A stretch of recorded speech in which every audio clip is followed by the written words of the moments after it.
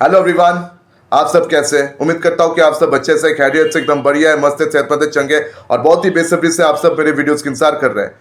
तो आज मैं शुभजीत चक्रवर्ती आप सबके सामने एक बॉलीवुड सिनेमा का रिव्यू पेश करने आया हूँ। उस सिनेमा का नाम है 120 बहादुर, जो कि इसी वीकेंड को रिलीज हुआ है। और इस सिनेमा का बैकड्रॉप इंडो चाइना वॉर को लेकर है। 1962 साल में इंडिया चाइना का जो युद्ध लड़ी गई थी, खासकर रेजंगला में, उस चैप्टर को लेकर ये पूरा फिल्म बनाया गया है। तो इस फिल्म के सारे कैरेक्टर्स जो है वो रियल लाइफ इंसिडेंट से बेस हुए, मतलब ये पूरा इंसिडेंट ही रियल लाइफ का है। तो इस फिल्म के सारे कैरेक्टर्स जो है वो भी सारे के सारे रियल लाइफ कैरेक्टर्स हैं। आप कह सकते हो कि ये एक तरह से फिक्शनल बायोपिक है। तो इस सिनेमा के डायरेक्टर है रजनीश घई, जिन्होंने इससे पहले धाकड़ इस सिनेमा को डायरेक्ट किया था। धाकड़ वो कंगना रनौत का सिनेमा, उस डायरेक्टर को डायरेक्ट किया रजनीश घई ने। तो अब उन्होंने 120 बहादुर इस सिनेमा को डायरेक्ट किया। तो इस सिनेमा के प्रोड्यूसर है फरहान अख्तर की कंपनी एक्सेल एंटरटेनमेंट, और वही फरहान अख्तर इस सिनेमा में लीड रोल प्ले करते हुए हमें नजर आते हैं। मेजर शैतान सिंह, ये उनका कैरेक्टर का नाम है। और मेजर शैतान सिंह 13 कुमायून रेजिमेंट, जिसको चार्ली कंपनी भी कहा जाता था, तो उस रेजिमेंट के, उस कंपनी के ये लीडर थे। उस कंपनी के ये मतलब मेन लीडर थे। तो इस सिनेमा में हमें ये दिखाया जाता है कि ये मेजर शैतान सिंह और उसके बाकी 119 बहादुर कैसे इन्होंने बिना डरे, बिना पीछे हटे 3000 चीनी सेनाओं के खिलाफ वो लड़े। उन सब ने अपनी जान गंवा दी, लेकिन वो पीछे नहीं हटे। भारत माता ताकि इनके हाथों में ना बिके, और खासकर जम्मू कश्मीर, उनके यहां से जम्मू कश्मीर एकदम करीब था। अगर ये 3000 चाइनीज सेनाओं के खिलाफ इस तरह से नहीं लड़े होते तो जम्मू कश्मीर अब तक चाइना के हाथ लग सकता था। शायद जम्मू कश्मीर का जो हिस्सा हमारे पास है वो हिस्सा भी शायद हमारे पास ना होता, अगर ये सेना हिम्मत से लड़े ना होते तो। ये सिर्फ 120 थे, लेकिन वो 3000 से बहुत ज्यादा। उसके बावजूद इन्होंने 1300 से ज्यादा चाइनीज सेनाओं को मार गिराया था। 3000 में से 1300 से ज्यादा कैजुअलिटीज उस चाइनीज आर्मी को फेस करना पड़ा था उन 120 बहादुर के वजह से। और वो 120 बहादुर सबके सब अहीर थे और पहले का 13 कुमायून रेजिमेंट से ताल्लुकात रखते थे। और उनके लीडर थे ये मेजर शैतान सिंह, शहीद मेजर शैतान सिंह। तो फरहान अख्तर के अलावा इस सिनेमा में और भी कई सारे एक्टर एक्ट्रेसेस हैं। तो ज्यादातर लोगों का तो मैं नाम जानता नहीं, पर जितना भी नाम जानता हूं वो सब यहाँ बता रहा हूं। राशि खन्ना यहाँ पर मेजर शैतान सिंह की पत्नी की रोल निभाती हुई नजर आती है। साथ में एजाज खान, अजिंक्य देव और साथ में विवान भाटेना, वो सब इस सिनेमा में मौजूद थे।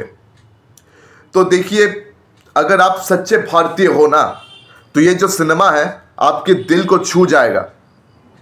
और ये सिनेमा आपके दिल को इतना छुएगा कि इस सिनेमा के मतलब टेक्निकल एस्पेक्ट्स या ये सिनेमा बाकी वॉर फिल्म से कितना अच्छा या कितना खराब, इन चीज़ों को इन चीज़ों का आप कंस्ट्रक्टिव क्रिटिसिज्म करना भी भूल जाएंगे। अगर आप सच्चे भारतीय हो तो इस सिनेमा को आप एंजॉय ज़रूर करोगे। हाँ, इस सिनेमा में कुछ कमियां ज़रूर है। बहुत लोगों को ऐसा भी लगेगा कि इस सिनेमा में बहुत सारे लोगों की बैक स्टोरी को यहाँ दिखाया नहीं गया है, बल्कि इसलिए क्योंकि इस सिनेमा का जो मेन फोकस है वो इस युद्ध पर था। ठीक है।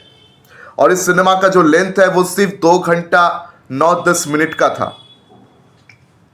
आप जेपी दत्ता की सिनेमा के साथ तुलना करोगे तो जेपी दत्ता की सिनेमा करीबन 3 घंटे की और 4 घंटे की हुआ करता था। उनका एलओसी कारगिल वो 4 घंटे के ऊपर का सिनेमा था।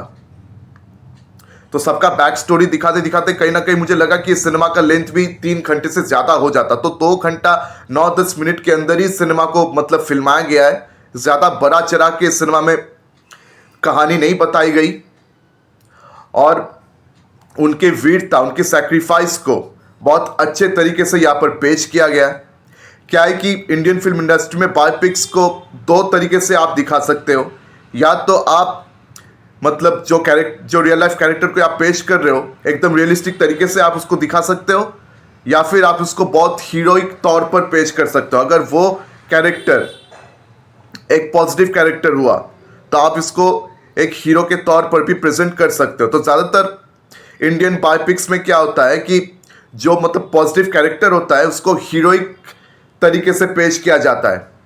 तो यहाँ पर भी यहाँ इस फिल्म में भी 120 बहादुर जो है इन सब को हीरोइक तौर पर पेश किया गया है। खासकर मेजर शैतान सिंह को भी उन्हें हीरोइक तौर पर पेश करना ही सबने सही समझा, और ये चीज़ आर्मी सिनेमा में चलता है, बहुत अच्छा लगता है, बुरा नहीं लगता, खराब नहीं लगता, आई मीन बहुत अच्छा लगता है।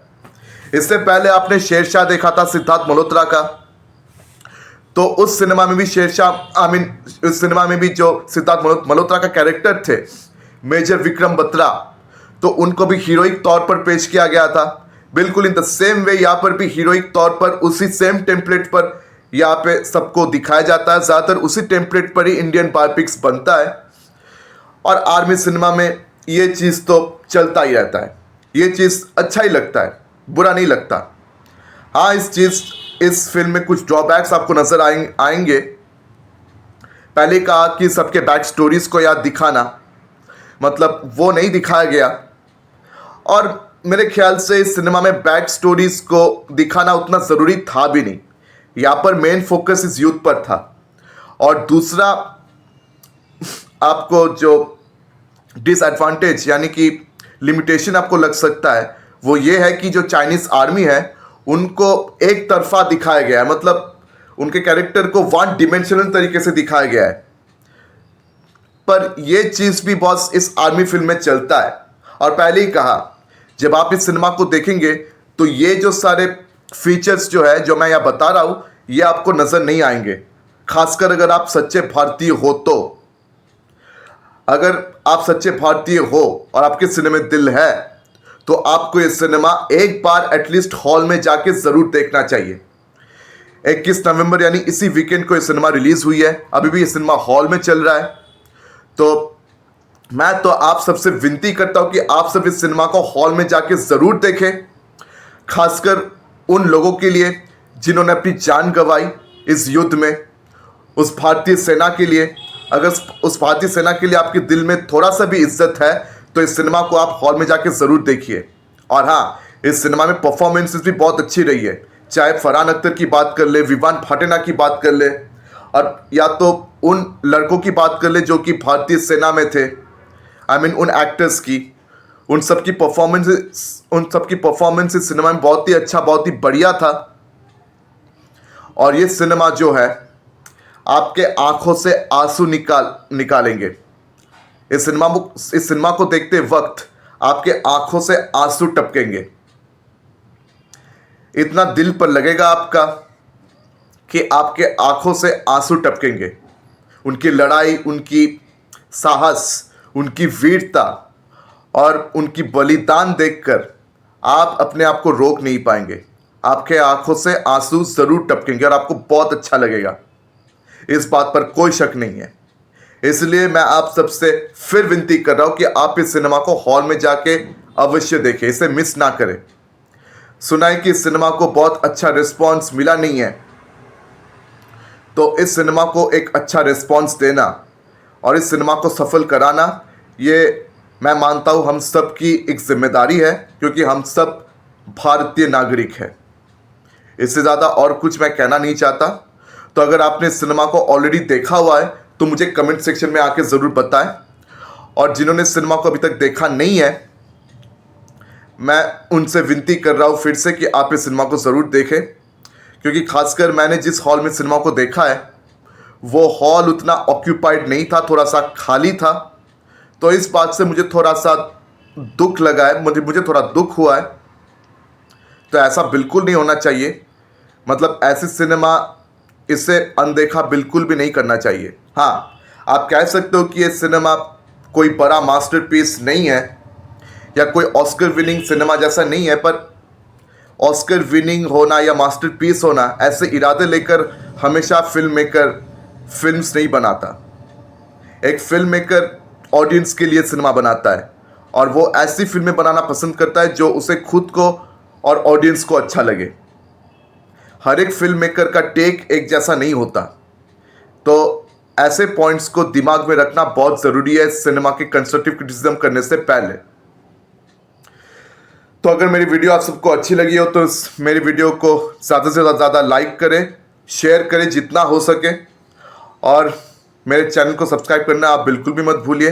तो आज मैं आप सबसे विदा ले रहा हूँ, फिर मुलाकात होगी अगले वीडियो में। तब तक के लिए धन्यवाद।